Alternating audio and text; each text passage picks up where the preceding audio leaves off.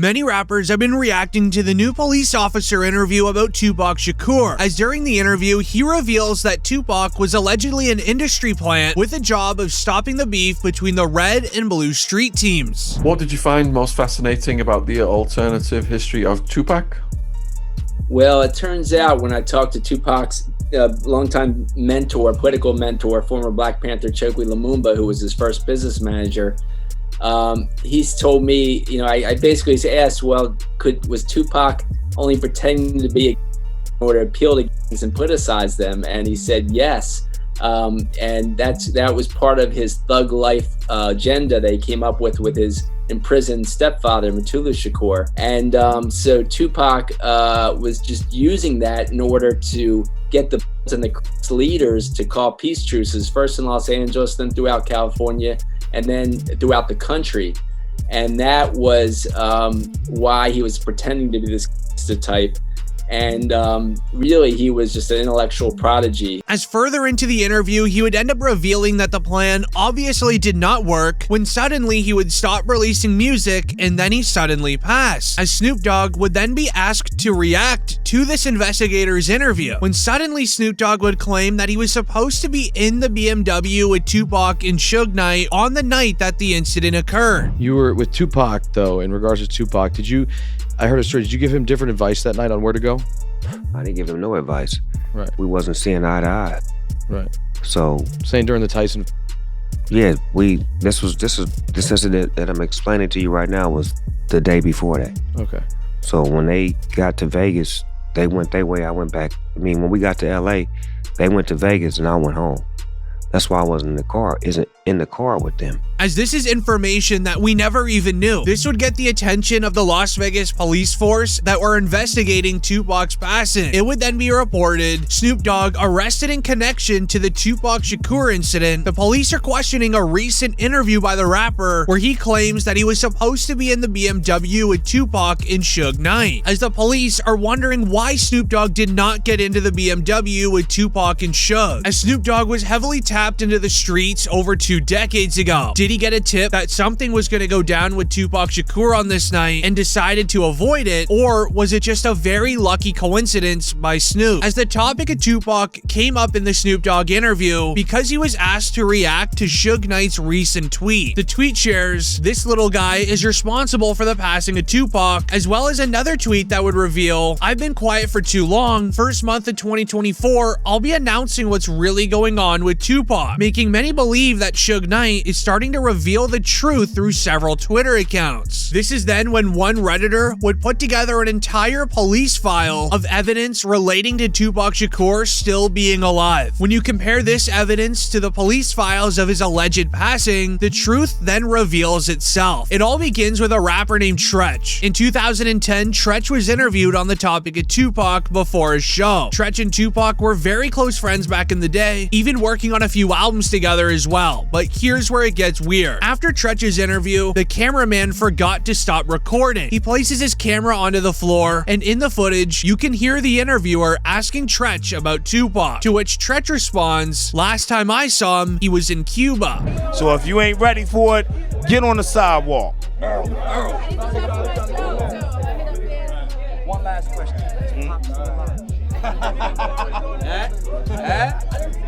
Nobody knows. Y'all good? Yeah, we good. Thanks a lot, man. Last time I saw him, he was in church. Then, only 3 weeks later, a video would be released to a news website showing a video of Tupac supposedly chilling in a parking lot inside of Cuba. Zoom in. That's Pac, man. He was the outlaw. And Reg from Holla Back is trying to be friendly and get autographs. Holla Back exclusive, baby. Holla Back. As Suge Knight would then go on to confirm the theory of Tupac still being alive. He has said so in so many interviews over the course of the last 2 decades. As one particular interview from Suge makes a very convincing case towards Tupac being here, where he would share that Tupac was allegedly doing fine in the hospital right before he passed, where he says, and I quote, "When I left that hospital, me and Tupac were laughing and joking. I don't see how someone can turn from doing well to doing bad." I mean, when I left that hospital, me and Pac was laughing and joking. So I don't see how somebody can turn from doing well to doing bad. So you seriously think that he might still be alive?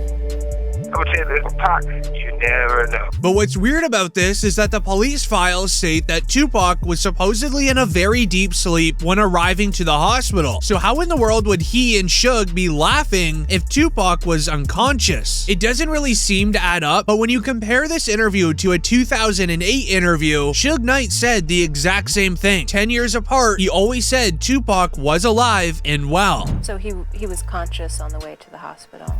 He was conscious on the way to the hospital. He was conscious in the ambulance. He was conscious after they did the surgery. What was the last thing that he said to you? They left. However, after the 2008 interview, Suge Knight leaking this information almost costed him his life, as Suge almost lost his life at a nightclub when a man used a firearm in his direction 6 times. Immediately, Suge Knight was hesitant to tell the police any information. He immediately knew it was likely from him talking about Tupac in that interview, as Suge Knight's son, Suge Jr., would make the exact same mistake as well. In 2018, Suge Jr. took it to Instagram to state that Tupac was alive and well, and that he was living in Malaysia. Right after Suge Jr. posted it, he then posted another photo to Instagram showing a text conversation where someone said, "You said too much, it's now time for you to go." This is then when Suge Jr. would start posting a list of photos of Tupac alongside modern day celebrities such as 50 Cent and Beyonce. He made it seem like someone was going after him for leaking all of this info, as on the photo of Tupac and Beyonce, he captioned it, "He never left us, but they'll be after me soon." While some believe that it was a publicity stunt for Suge Jr. to gain social media clout, others believe that it was factual. And if anyone in the world would know more information about Tupac, it would likely be Suge Jr., considering who his father is. Now, I want you to compare all of the evidence of Tupac being alive to these police reports of his actual passing, as recently the police arrested a man named Keefe D in connection to the crime. For 27 years, the family of Tupac Shakur has been waiting for justice.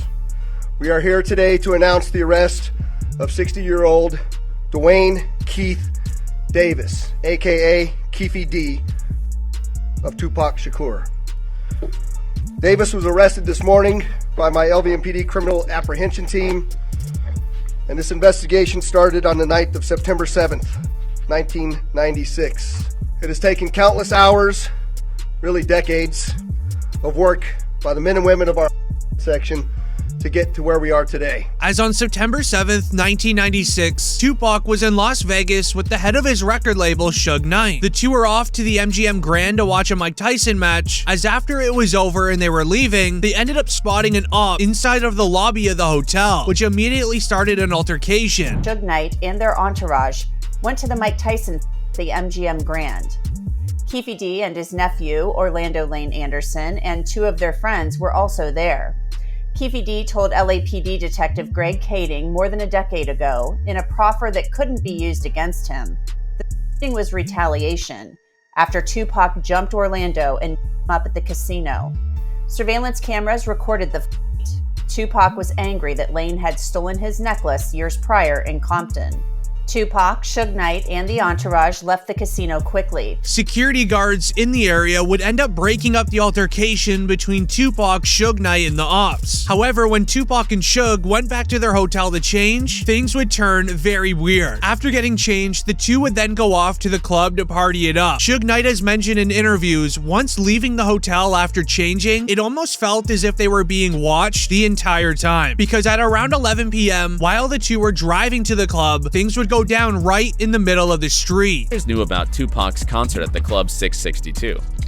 Members, including Orlando and Keefe D, jumped in their white Cadillac and started cruising the strip looking for the offender. Before long, they finally spotted Tupac's caravan.